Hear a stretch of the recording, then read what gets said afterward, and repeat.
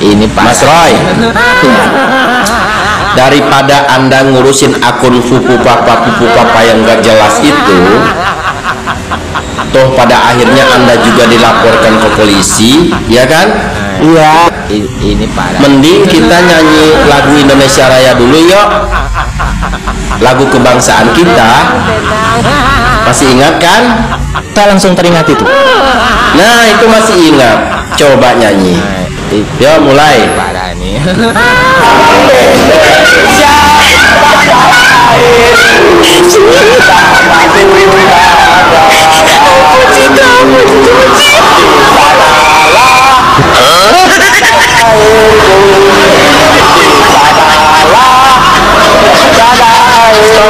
Stop.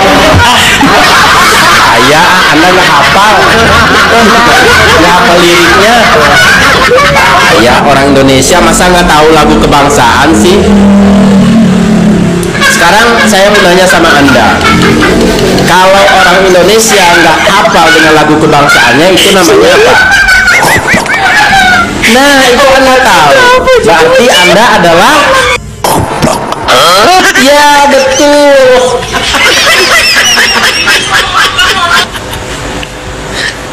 Udah malas ngobrol sama Anda. Mending Anda molor aja sana lah. Udah molor sana.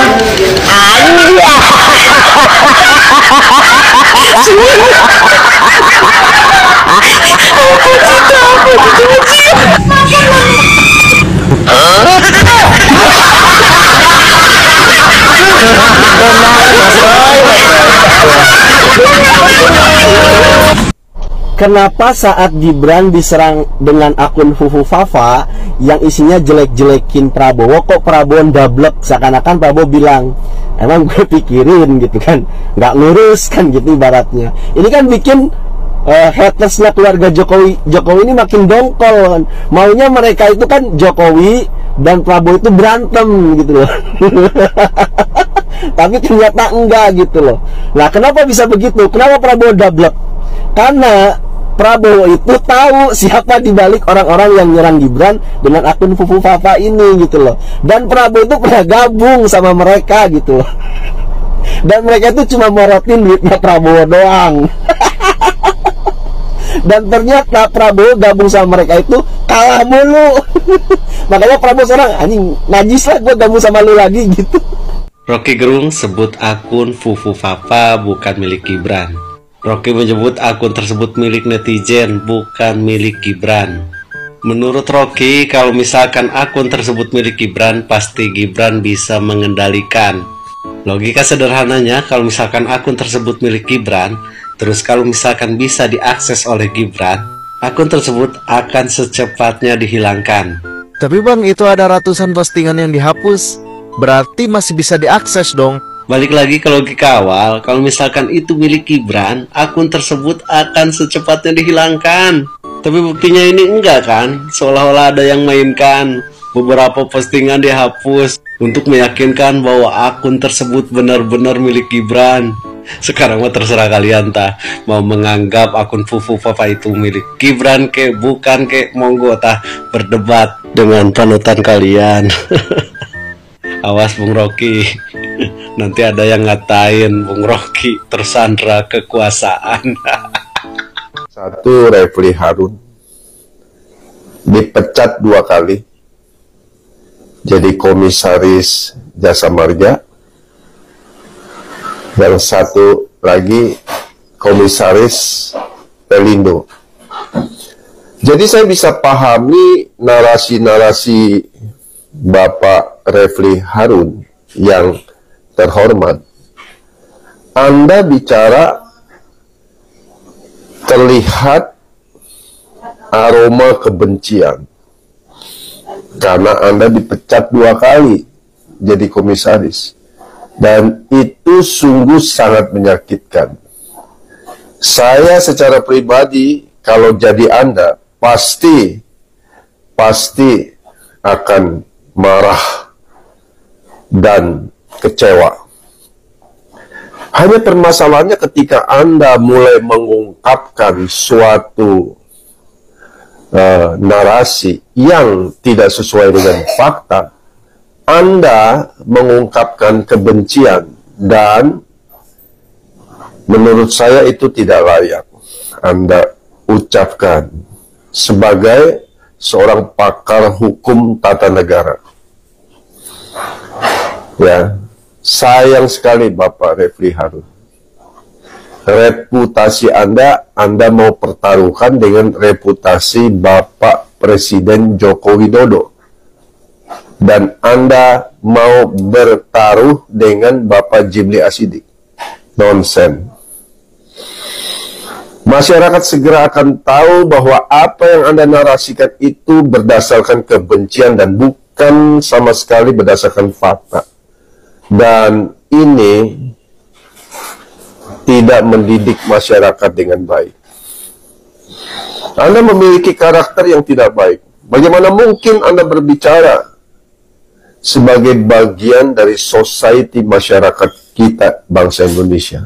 Anda tidak mendidik generasi muda, masyarakat. Anda dipenuhi dengan rasa benci yang luar biasa kepada Bapak Joko Widodo. Dan tentunya Anda akan mengalami akibatnya. Reputasi Anda makin tidak bisa dipercaya. Dan kalau ini terus Anda lakukan, saya kok yakin bahwa Anda akan tenggelam nama baik Anda. Di dalam podcast-podcast yang saya lihat, Anda kan selalu mengundang orang-orang yang menjadi pembencinya Jokowi. Padahal Anda 2 kali duduk jadi komisaris dan dipecat oleh Bapak Jokowi melalui Erick Thohir. Ya, melalui Rini Sumarno. Dan ini sungguh sangat memalukan. Masyarakat harus tahu bahwa Anda dipecat 2 kali dan sekarang begitu bencinya, makanya Anda terus menarasikan hal-hal yang tidak baik. Saudara, netizen kita bisa lihat apa saja pribadi-pribadi yang muncul di sosmed yang kita lihat di dalam penampakan hari-hari ini. Mereka rata-rata tidak memiliki reputasi yang relevan, yang tidak punya reputasi yang baik. Bagaimana mungkin melakukan penghakiman kepada seorang Joko Widodo, presiden yang begitu berprestasi, diakui, mendapatkan approving rate 80 sekian %. Saya hanya menyarankan Refli Harun, Anda sadar, Anda harus bertobat. Sudahlah, makin banyak bicara, orang makin lihat bahwa Anda buruk sekali. Sama dengan buzzer-buzzer yang lain. Anda terlihat seperti buzzer-buzzer dari 0103. Atau Anda menjadi bagian dari orang-orang yang tidak membangun society kita dengan lebih baik. Sayang sekali.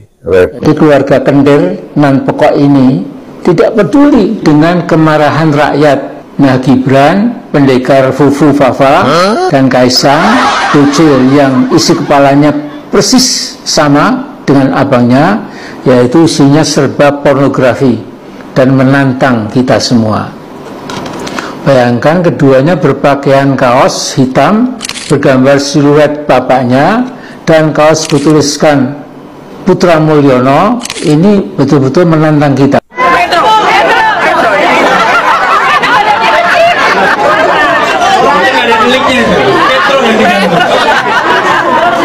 Ya, berikutnya siapa lagi di belakang? Ini orang selamat kreasi saya. Nanti Mister saya juga sambil membacakan rekomendasi. Mister Marwan Batubara.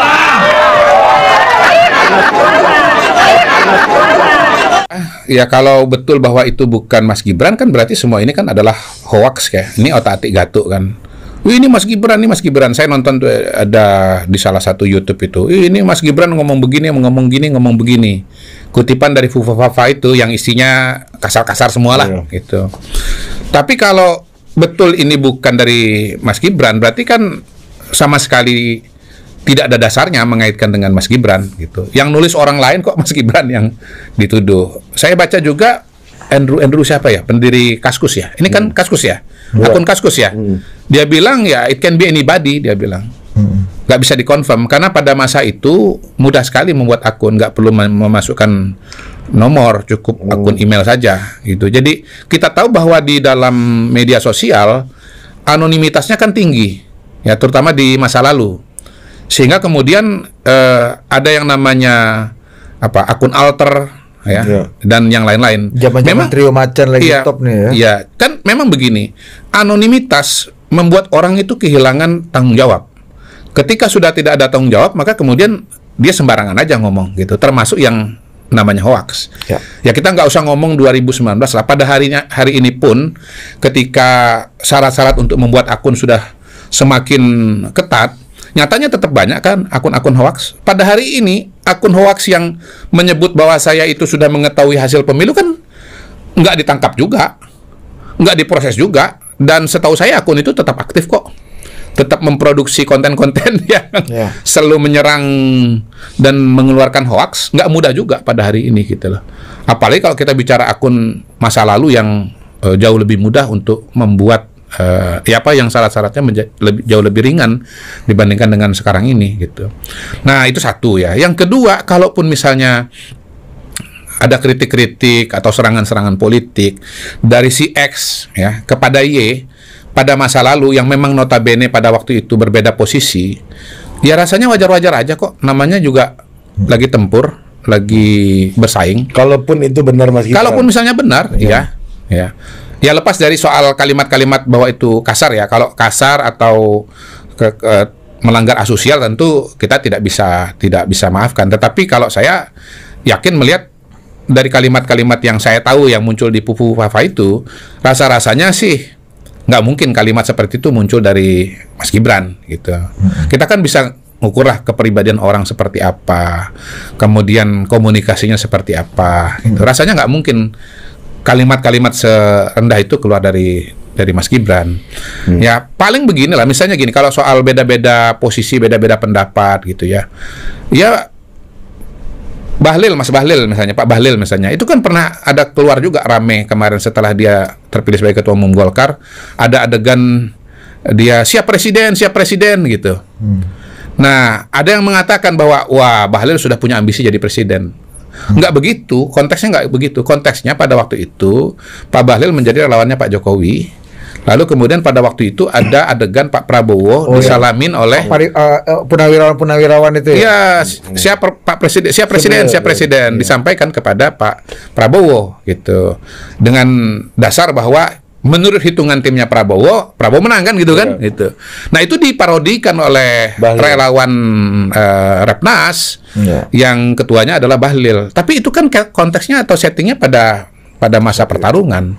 Ketika sekarang konteksnya sudah sangat berbeda, Pak Prabowo bukan lagi lawan Pak Jokowi, tapi menjadi bagian dari Pak Jokowi, ya justru yang menjadi tim sesnya atau pendukung Pak Prabowo adalah Pak Bahlil gitu loh. Saya kira semua paham dan mengerti kok soal perbedaan posisi, perbedaan sikap dan